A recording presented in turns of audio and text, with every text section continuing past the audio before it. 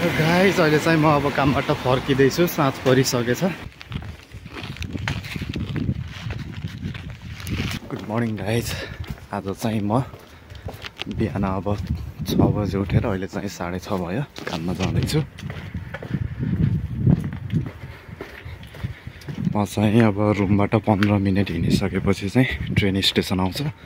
त्यसपछि ट्रेन स्टेसनमा गएर ट्रेनमा आधी घन्टा लाग्छ भनौँ उता जान, काममा जानलाई। अहिले चाहिँ म ट्रेन स्टेसन जाँदैछु। म ट्रेन स्टेसनमा चाहिँ आइपुगेँ। अब भित्र छिरेर मेरो चाहिँ पेपर टिकट होइन, ई टिकट हो। अब क्युआर स्क्यान गर्नुपर्छ नि त, यो भएर भिडियो चाहिँ बनाउनु नहोला।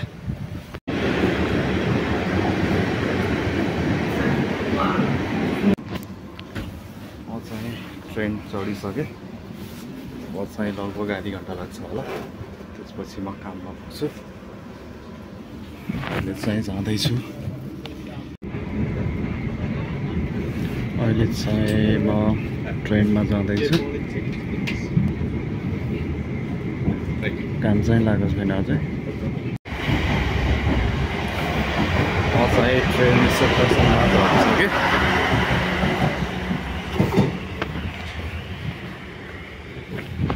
बाहिर जानु पर्यो, वे आउट।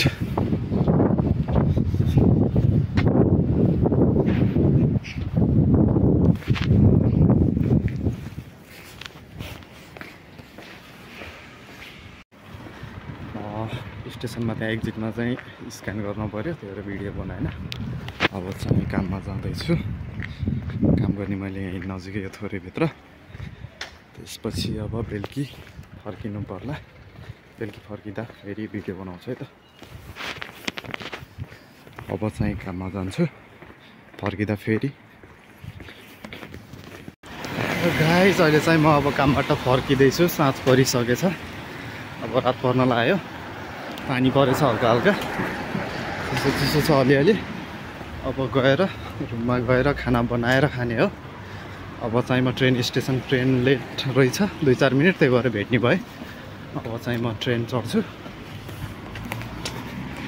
पानी परेछ, चिसो छ, भुइँ चिसो भनेको है, त्यस्तो जाडो त छैन एकदम।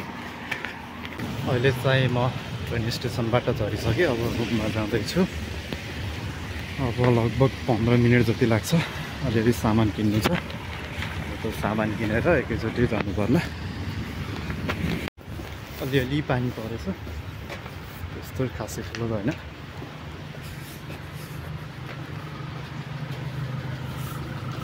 यो फार्म फुड भन्ने सुपर मार्केटमा गएर अलिअलि सामान किनेर मेरो रुममा जान्छु। जान छ।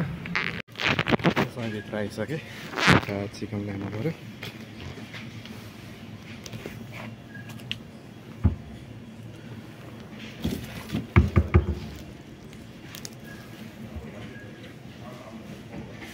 $11 ग्राम, 2 पाउन्ड।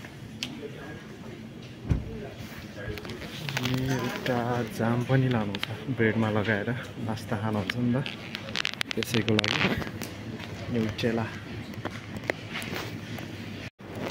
जाम पनि लियो। अनि एउटा चाउचाउ, यहाँको चाउचाउ चाख्दिउँ न कस्तो हुँदैछ। अनि एउटा अन्डा पनि लानु पऱ्यो।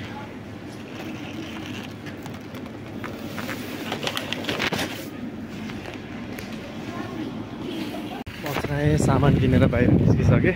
अनि चाहिँ रुममा गएर खाना बनाएर खानु पऱ्यो। अनि मैले चाहिँ अब नेपालबाट आएदेखि नै चाउचाउ चाखेको थिएन कि, चाखेकै थिएन, चाख्न पऱ्यो। अनि यहाँको चाउचाउ नेपालको चाउचाउको तुलनामा कस्तो लाग्यो, कस्तो टेस्ट हुँदो रहेछ। मैले किनेको चाउचाउ चाहिँ कोली भन्ने, KOLELE कोली रहेछ। यो चाहिँ स्वाद चाहिँ कस्तो भन्दा यो नेपालको रम्बा चाउचाउ जस्तो सेतै छ, सेतो व्हाइटमै। अब सुप हालेर खान्छ है त कस्तो हुन्छ। मलाई चाहिँ यो चाउचाउ सेम रम्बा चाउचाउ जस्तै जस्तै नै लाग्यो। सुप पनि अर्को त्यस्तै, टेस्ट पनि। नेपालमा नेपालमा छँदा चाहिँ मैले अब जस्तै मैदाबाट बनेको चिज च्याप्प धेरै नखाम भनेर खासै खान्दैन कि खान्थ्यो अहिले चाहिँ चाख्न मन लाग्यो टेस्ट गर्न कस्तो हुँदो रहेछ भनेर धेरै लगभग 1-1.5 महिनापछि खाएर मन आउँछ अनि पानी परिरहेको छ चाहिँ अलिअलि अब मरुमा नि पुग्नु